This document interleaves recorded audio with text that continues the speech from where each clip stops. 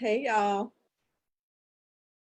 who is hanging out with me on this Friday afternoon? Drop me a comment, show me some hearts, let me know that you are out there. Um, yeah, say hello. Hey y'all. Say hello. Just seeing if I see any comments. Um, this phone, y'all, it's doing all kind of weird stuff.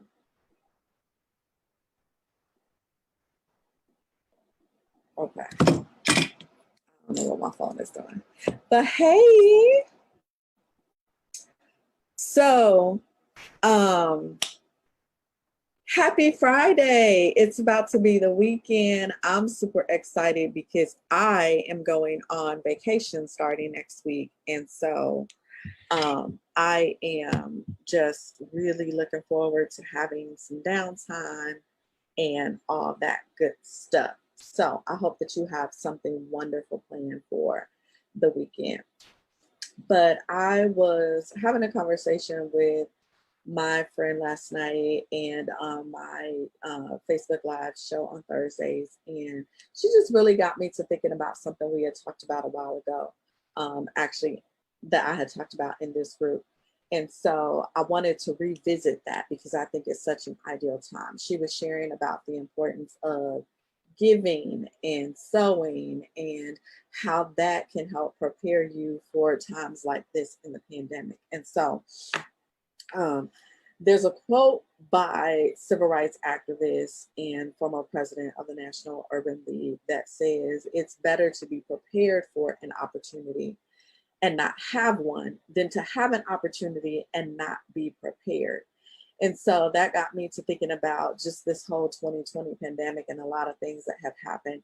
Many people have been looking at it from a negative perspective, but there is actually a lot of opportunity during this time.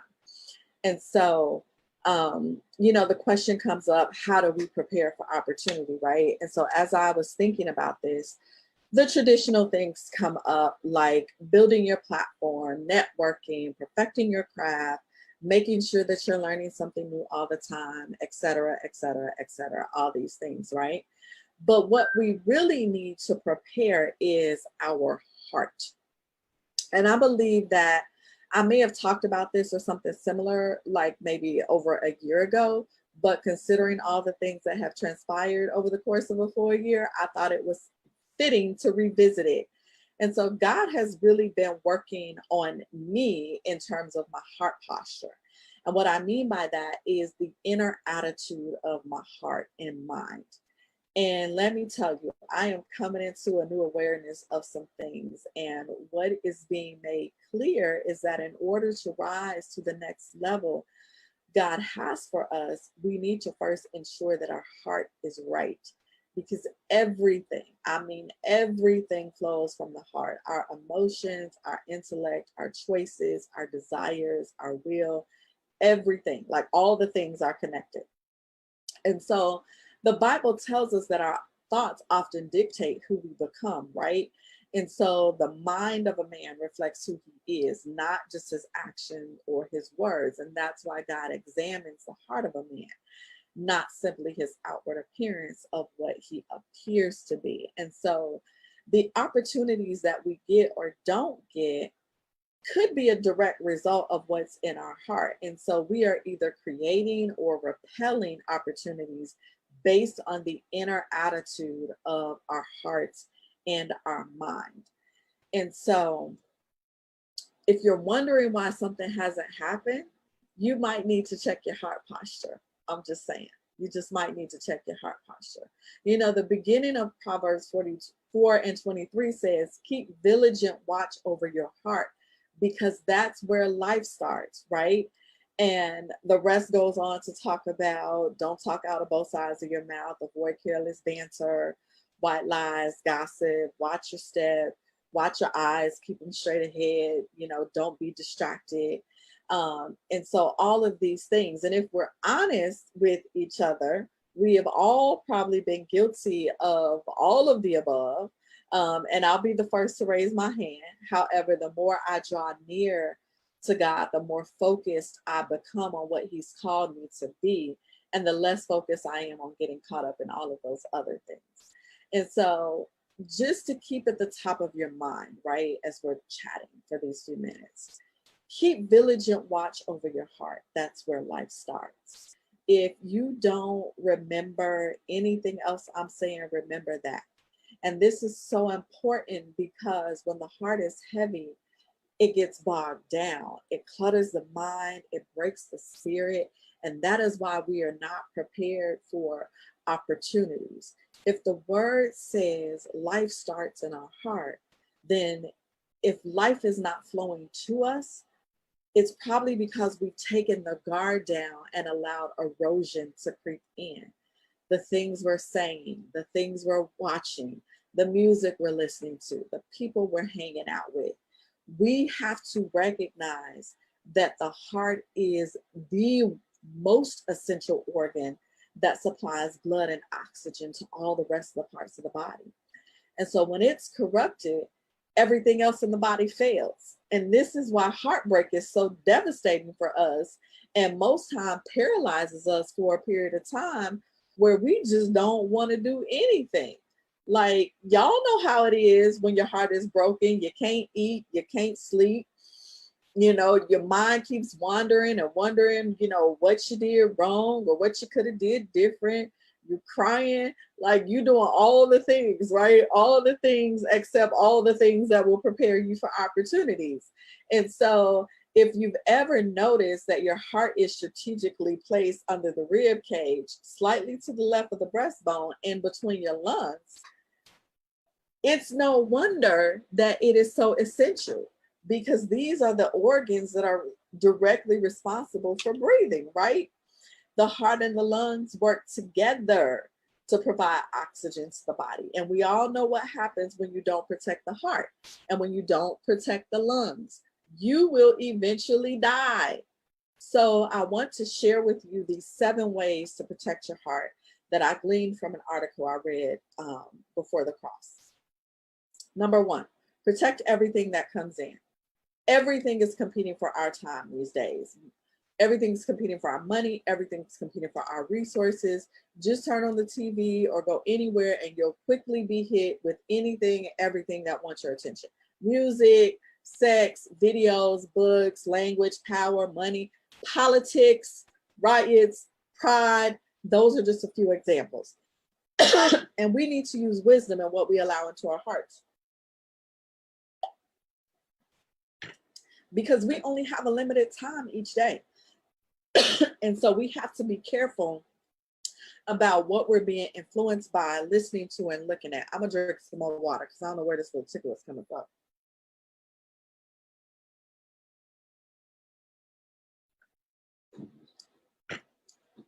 Thank you for your grace. Number 2, persevere in the face of difficulties. These are challenging times. And these also could be times for many of us where we feel like we don't feel God's presence or like He's listening to our prayers, right? But we have to persevere. We have to trust that He is always completing a good work in us. Believe that He will prevail in all things, including a pandemic. And as you continue to persevere, you will continue to grow in the godliness, and your heart will be strong. Number 3, follow what God is telling you to do. Everybody's different. Everybody has a different assignment. We all have different skills. We all have different desires, and that is a good thing. God has made us different intentionally. He calls us to follow Him in so many different ways. Some of us will be business moguls. Some of us will be pastors. Some of us will be teachers, coaches, consultants. Some of us will be corporate bosses. Some of us will be public servants, stay-at-home moms, writers, whatever. We'll be all the things, right? But what is God asking you to do? What do you desire? And what is it that you just can't stop thinking about? How is it that you want to serve the Lord with your desire? chances are the very thing that you keep kind of rehashing is the thing that you've been called to do. So trust him and go for it. Yes, even in a pandemic, go for it. Because the longer that you quench that desire, the more strain you're putting on your heart. So you want to take some action. Do what he's called you to do. Number 4, cultivate an atmosphere of community. Your heart needs people constantly pouring into you, and you constantly need to be pouring into somebody, right? Because that keeps the heart pumping. It keeps life flowing. You got to have a community. So you need to make sure that you're cultivating the right people around you. You cannot do this thing in a silo. That you just can't do it alone. You need people. So find your community and hold on for dear life. Number 5, keep your priorities high and don't compromise. There is so much wisdom. There's so much joy. There's so much abundance in keeping our priorities right. And we need to make sure they're in the right order, right? We have God, we have family, then we have all the things. And so what typically happens, and it's happened to me, so I've been guilty of this, is that we let the day dictate our priorities instead of our priorities dictating our day, right? What we might be tempted to do is lower one priority over the other or exalt one over the other. And then before you know it, everything is just out of order and out of control. We might have God the last thing on our list. And we may not say that out loud, but the way that we're living and what we're doing is declaring that. Or we might elevate our kids to God status, right? And so once we start making these little compromises here and there, we begin to add toxicity to the heart. And so the good news is, though, if we make sure that we realign those priorities to be in the right way, then our heart will continue to grow, and it will also grow in wisdom. Number 6 is trust the Lord and rest. We live in a culture that is so fast paced and that has so many different things going on and bombarding us with at all the time. You know, productivity is elevated at an all-time high above everything. People are praised for getting things done. And y'all know me, I love me some productivity, right? I love to execute and get some stuff done.